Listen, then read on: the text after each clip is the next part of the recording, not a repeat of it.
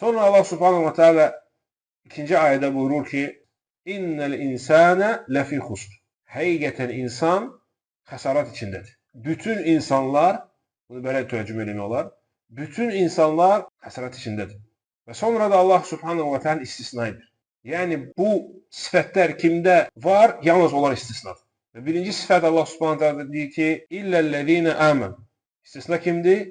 Birinci, iman gətirənlər. Baxın, qardaşlar, gərək bu sifətlər bizdə cəm olsun ki, biz xəsarat içində olmayaq. Bu həyatı faydalı yaşayaq. Əgər bu sifətlər bizdə varsa, onda rahat ola bilərik ki, biz faydalı həyat sürürük. Yox, bu sifətlər bizdə olmasa və yaxud bəzilər olmasa, bu onu göstərir ki, biz uduzuruq, xəsarata gedirik. Və birinci nədir? İman. İlləl-ləzīnə əmən. İman gətirənlər.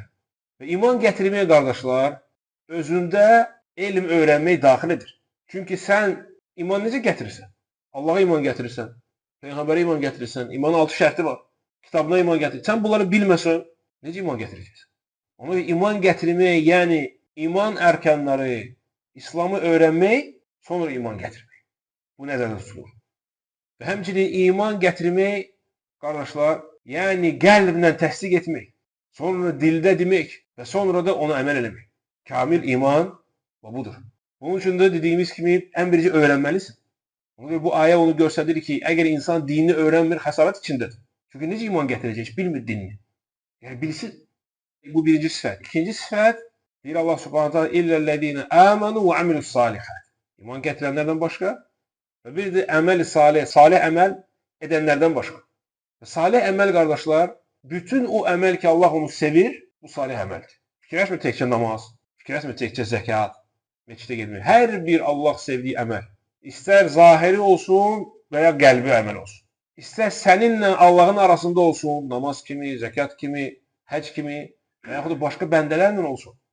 Valideynə qarşı yaxşı olmaq, onlara kömək eləmək, itaət etmək salih əməldir. Ən əzəmətli salih əməllərdən biridir. Qardaşına kömək etmək, qonşuya kömək etmək, evdə öz ailə ilə yaxşı olmaq, uşaqlara gözəl tərbiyə vermək, həyat yoldaşına gözəl davranmaq, hamısı salih əməldir.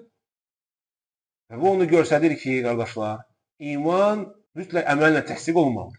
Görürsünüz, deyir ki, iman gətirən və əməl edənlər.